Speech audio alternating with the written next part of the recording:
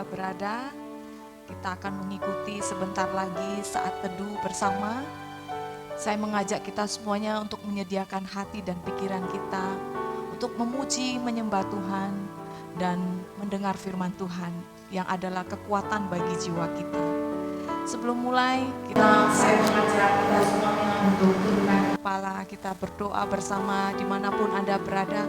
Mari ambil posisi untuk berdoa. Haleluya. Pagi hari ini kami datang Tuhan. Kami bawa rasa syukur kami di hadapan-Mu. Sebab Engkau Allah yang sungguh sangat baik. Yang sudah menuntun kami sepanjang minggu ini Tuhan. Saat ini kami akan memuji, menyembah, mendengar firman-Mu ya Tuhan. Engkau berbicara kepada setiap kami ya Tuhan, dimanapun kami berada, baik itu di rumah, di mobil, melakukan aktivitas apapun, ya Tuhan, biarlah kami menyediakan hati kami menyediakan waktu kami untuk Tuhan, untuk menit-menit ke depan. Terima kasih Tuhan, Roh Kudus, mari Engkau menuntun setiap kami. Di dalam nama Tuhan Yesus, kami memuji, kami siap menyembah Tuhan. Haleluya. Amin. Dia penolong yang setia dalam hidup kita. Dia Yesus sahabat. Dia Yesus Allah yang begitu peduli bagi kita. Kita angkat pujian ini bagi Tuhan.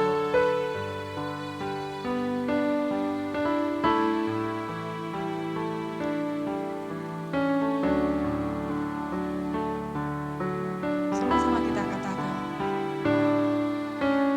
Penolong yang selalu setia, memenuhi keperluanku,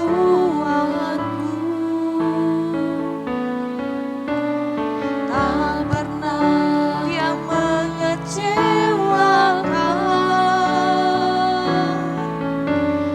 Yesusku tak pernah gagal.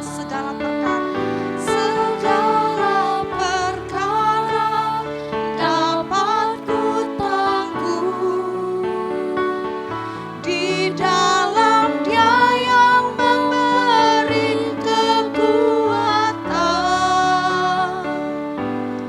Tuhan Yesus penolong dan sahabat,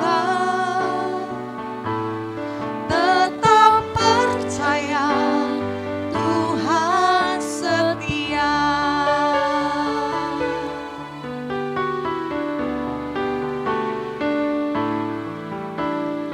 Penolong yang selalu setia, memenuhi keperluanku,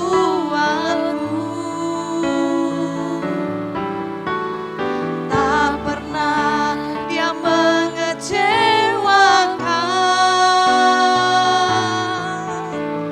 Yesusku tak pernah gagal. Segala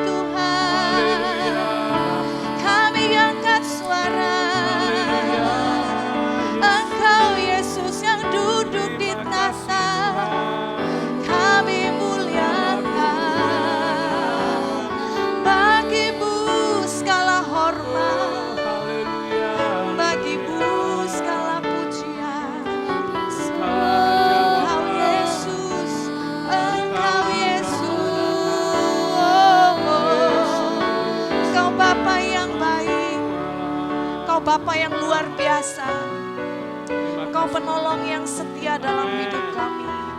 Bapak Ibu, jika Engkau punya pergumulan saat ini, mari bawa kepada Tuhan. Amen. Dia Yesus yang menyediakan jawaban bagi kita. Dia Yesus Allah yang peduli dengan hidup kita. Yes. Layaklah Yesus menerima segala pengagungan, segala hormat, segala syukur. Mari angkat kedua tanganmu, katakan kepada Tuhan, aku butuh Engkau Yesus. Engkau sahabat kami. Engkau Yesus. Engkau Allah yang selalu ada bagi kami. Dia Immanuel. Haleluya. Terima kasih Tuhan. Kami siap dengar firman-Mu pada pagi hari ini. Mari Bapak Ibu sama-sama kita katakan amin. Amin, amin, amin. Shalom Bapak Ibu yang dikasihi oleh Tuhan. Pada pagi hari ini saya percaya kita telah mempersiapkan hati kita untuk kita bisa menerima yang terbaik dari Tuhan. Bapak Ibu, mari kita melihat kebenaran firman Tuhan di dalam kitab Mazmur pasal yang ke-92 ayat yang ke-13 sampai ayat yang ke-16. Saya akan membacakannya bagi kita. Demikian firman Tuhan. Orang benar akan bertunas seperti pohon korma, akan tumbuh subur seperti pohon aras di Libanon. Mereka yang ditanam di bait Tuhan akan bertunas di pelataran Allah kita. Pada masa tua pun mereka masih berbuah menjadi gemuk dan segar. Untuk memberitakan bahwa Tuhan itu benar, bahwa Ia gunung batuku dan tidak ada kecurangan padanya.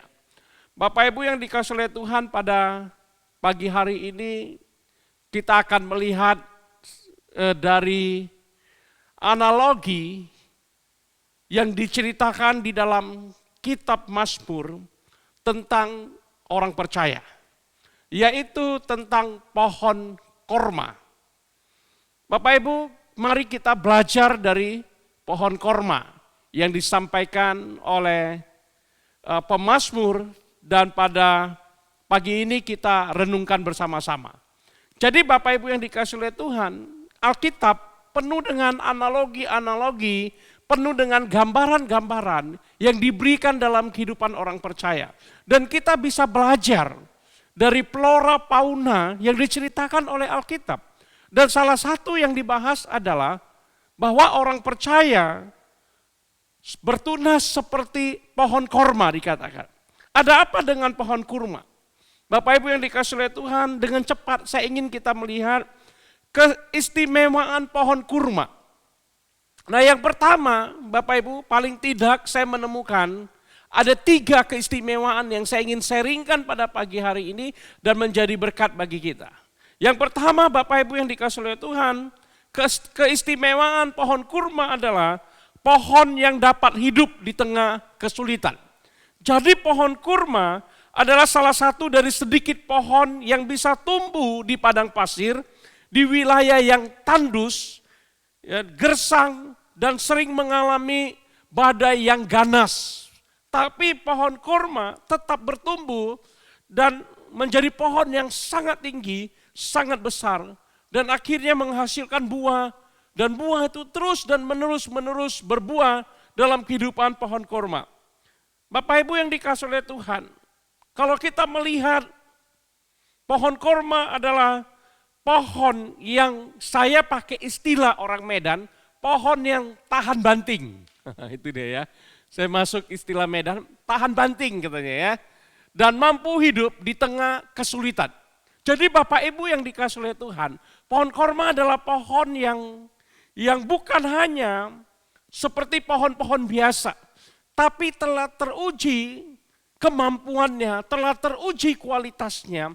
Ternyata pohon ini bisa hidup di daerah yang sangat gersang, yang sangat tandus, bahkan dikatakan di padang gurun yang sangat sulit menemukan sumber mata air. Tapi pohon korma tetap tumbuh dan tetap tumbuh dengan subur di daerah-daerah seperti ini. Bapak Ibu, dari pelajaran pertama, keistimewaan tentang pohon korma, kita bisa melihat bahwa orang benar diharapkan menjadi seorang pejuang yang tidak mudah menyerah, mampu bertahan di tengah-tengah kesulitan dan kesukaran hidup yang menghimpit kehidupannya. Jadi Tuhan rindu, Bapak Ibu yang dikasihi oleh Tuhan. Kita bukan menjadi orang benar yang hanya hidupnya gampangan, yang hidupnya hanya bicara soal berkat Tuhan. Tapi Tuhan mau kita menjadi orang benar yang tough, yang tetap teguh, yang tetap kuat. Sekalipun ada kesukaran, sekalipun ada masalah yang sedang dihadapi. Ibarat pohon korma tadi. Sekalipun dia ada di padang gurun, dia dapat bertumbuh, dia dapat menghasilkan buah dan menjadi berkat bagi orang-orang yang ada di sana. Bapak Ibu yang dikasihi oleh Tuhan, kita harus sungguh menyadari dan percaya bahwa kesukaran-kesukaran, kesulitan-kesulitan hidup akan menempa otot iman kita. Sehingga setiap kita semakin kuat di dalam kerohanian kita dan menjadi pemenang dalam kehidupan kita. Jadi ada satu pernyataan yang menarik yang saya kutip dan saya ingin bagikan bagi kita. Bapak Ibu, pemenang bukanlah orang yang tidak pernah gagal. Ingat, seorang pemenang, orang yang berhasil dalam hidupnya, orang yang bertahan dalam hidupnya, dan berhasil menjadi seorang pemenang, dikatakan bahwa dia bukanlah orang yang tidak pernah gagal, melainkan orang yang tidak pernah menyerah. Nah, di masa-masa sekarang ini, di masa pandemik seperti ini, orang-orang yang survive, orang-orang yang terus bangkit dan menerima begitu banyak hal-hal yang baik dari Tuhan dalam kehidupannya, mereka adalah orang-orang yang tidak pernah menyerah. Sekalipun kesulitan begitu menghimpit hidup mereka, sekalipun kesukaran begitu membuat mereka sulit bergerak, membuat mereka sulit melakukan segala sesuatu, tapi mereka tidak menyerah. Bapak Ibu, bagi setiap kita yang tidak menyerah, Tuhan berjanji Dia akan memberikan kekuatan bagi kita. Tuhan akan memberi kesanggupan bagi kita. Bahkan Tuhan yang tinggal di dalam kita akan memberikan anugerahnya sehingga setiap kita bisa melewati kesulitan demi kesulitan itu. Dan Tuhan mau kita keluar sebagai pemenang. Yang kedua, Bapak Ibu yang dikasihi oleh Tuhan, keistimewaan pohon korma yang kedua adalah pohon dengan akar yang dalam. Jadi pohon korma bukanlah pohon yang hidupnya akarnya hanya ada di permukaan tanah. Tapi pohon korma adalah pohon yang tumbuh akarnya sangat dalam sekali. Pohon korma dibudidayakan dengan biji yang ditanam di lubang pasir. Nah, saya memberikan gambaran bagi kita. Di Timur Tengah, korma ditanam dalam pasir dan ditutupi dengan batu. Tujuannya apa? Ketika dalam keadaan yang ekstrim, kondisi padang pasir yang ekstrim, mengharuskan tempat penyemaian biji korma harus ditekan seberat-beratnya. Jadi bukan sembarangan batu, tapi batu yang sangat berat dengan batu supaya tidak dihempaskan oleh badai angin. Dan setelah akarnya dikatakan tertanam kuat, barulah korma akan tumbuh ke atas. Korma pertama sekali bertunas dengan bertumbuh ke bawah untuk mencapai sumber air. Bahkan menarik sekali, akarnya dapat menembus kedalaman tanah sampai 200 meter. Bisa bayangkan ya, dalamnya itu 200 meter untuk mencari apa? Sumber mata air. Bapak Ibu yang dikasihi oleh Tuhan, wajar. Pohon korma adalah pohon yang kokoh, pohon yang kuat, pohon yang tahan terhadap setiap hempasan, terhadap setiap badai yang melanda padang pasir. Dan pohon ini adalah pohon yang tetap berdiri kuat ketika badai pasir berlalu melewatinya. Bapak Ibu, aplikasinya bagi kita apa? Tuhan mengharapkan ketika Dia berkata bahwa kita bertunas seperti pohon korma. Itu artinya Tuhan mengharapkan setiap kita memiliki karakter yang kuat, karakter yang kokoh. Kita teguh, kita kuat, kita kokoh dalam karakter kita. Atau Tuhan mau kita tidak hanya membangun manusia jasmania kita saja, tapi Tuhan rindu kita juga membangun manusia batinia kita. Inner beauty kita dibangun, manusia roh kita dibangun, karakter kita dibangun. Sehingga apa? Sehingga Bapak Ibu ketika kita muncul ke permukaan, ketika kita dikenal oleh banyak orang, ketika kita sukses dan berhasil dalam kehidupan kita, kita tidak menjadi orang yang sombong dan akhirnya jatuh dalam kehidupan kita. Orang yang tidak memiliki karakter yang kuat, ketika kehidupannya mulai naik, mulai dikenal, mulai mendapat kepercayaan-kepercayaan yang lebih besar. Kalau dia tidak memiliki karakter yang kuat, bertumbuh di dalam Kristus, masuk akarnya lebih dalam dan menemukan sumber mata air sehingga dia begitu kokoh menghadapi badai, menghadapi ujian, menghadapi pujian, maka orang-orang seperti ini akan dengan mudah akan roboh dan jatuh dalam kehidupannya. Yakobus mengingatkan setiap kita orang-orang percaya di dalam Yakobus pasal yang keempat ayat yang ke-6. Dia berkata, tetapi kasih karunia yang dianugerahkannya kepada kita lebih besar daripada itu. Lebih besar dari setiap hikmat di dunia. Lebih besar dari setiap pencobaan-pencobaan yang ada, dikatakan. Karena itu ia katakan, Allah menentang orang yang congkak, tetapi mengasihani orang yang rendah hati. Bapak Ibu yang dikasihi oleh Tuhan, tetap rendah hati. Stay humble. Belajarlah dari ilmu padi. Makin berisi, semakin merunduk. Orang-orang percaya haruslah tahu, semakin kita diberkati Tuhan, semakin kita berhasil dalam hidup kita, maka kita harus semakin bergantung kepada Tuhan. Apalagi kita ada dalam kesulitan, semakin beban kita semakin berat, kesulitan kita semakin berat, masalah kita semakin besar.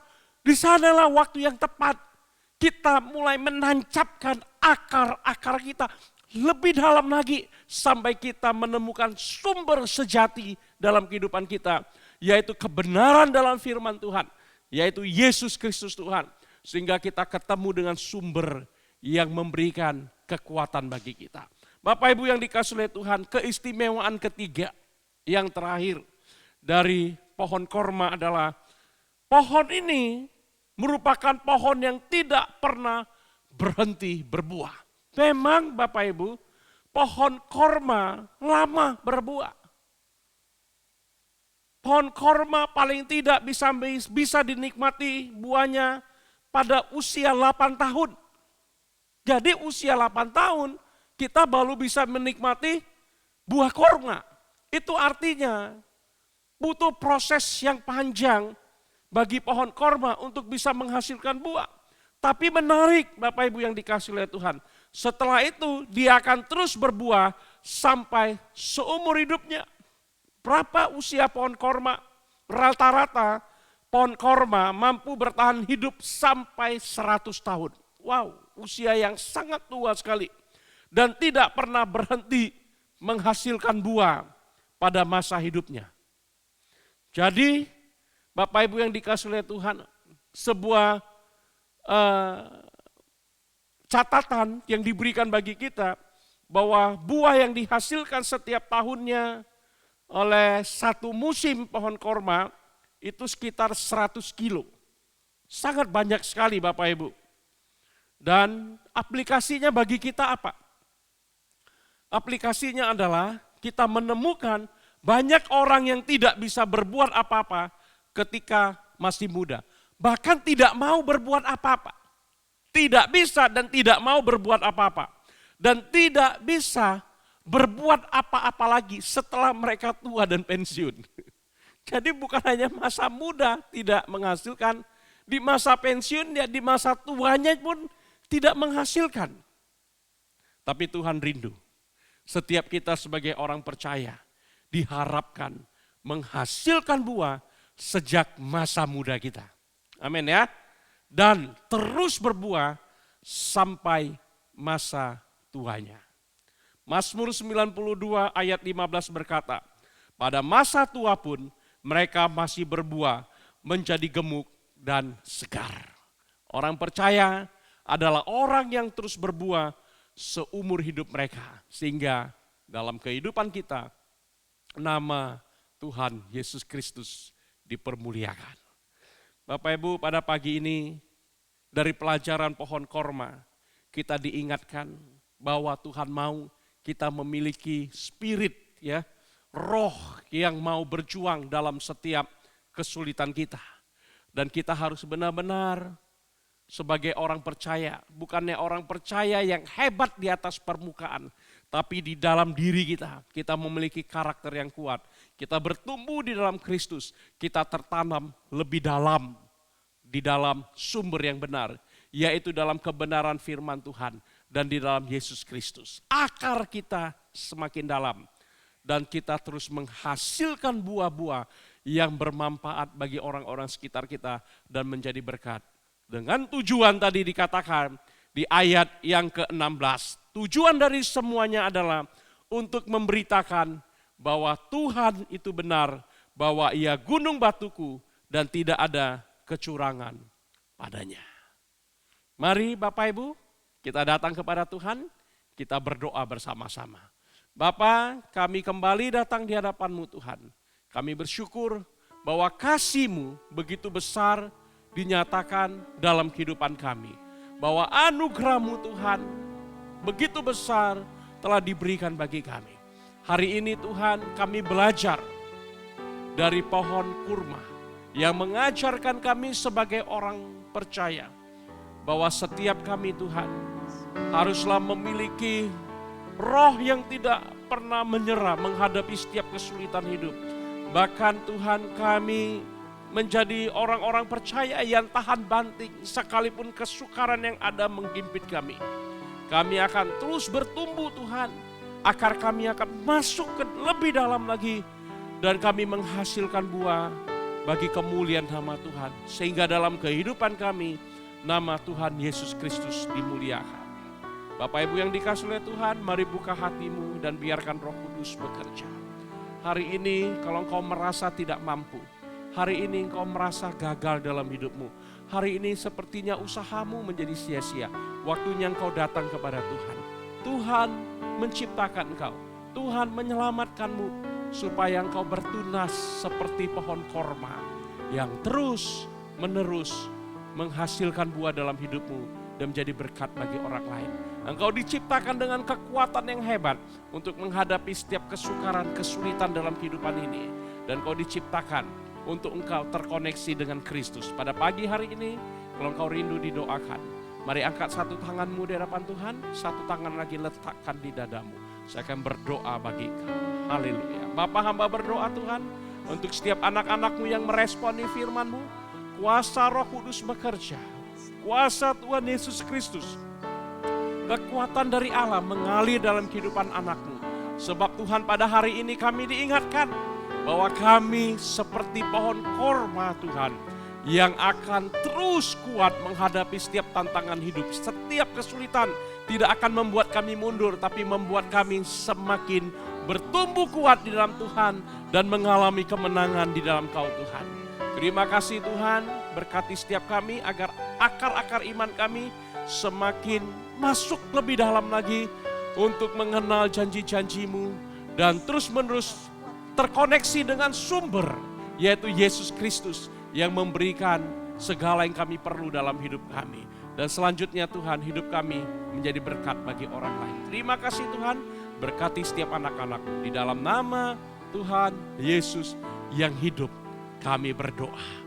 Mari sama-sama kita katakan, amin, amin. Bapak Ibu, kita akan mengakhiri saat teduh kita pada pagi hari ini. Mari kita mengangkat kedua tangan kita dan terimalah berkat dari Tuhan. Kiranya Allah Israel memberkati engkau dengan berlimpah-limpah. Ia memperluas daerahmu, usahamu diberkati, dan tangan yang penuh kuasa menyertai engkau. Sehingga malapetaka, kesakitan, kemalangan tidak menimpa hidupmu. Kalau engkau sakit oleh bilur-bilurnya, engkau telah disembuhkan. Berkat besar dari Allah Bapa, cinta kasih yang kekal dari Tuhan Yesus Kristus, dan persekutuan yang indah dengan Roh Kudus menyertai engkau mulai hari ini sampai Maranatha, kedatangan Kristus yang kedua kali. Pulanglah dengan membawa berkat-berkat dari Tuhan. Mari setiap kita yang telah menerima berkat dan siap menjadi berkat, bersama dengan saya mengatakan, Amin. Salam, Tuhan Yesus memberkati.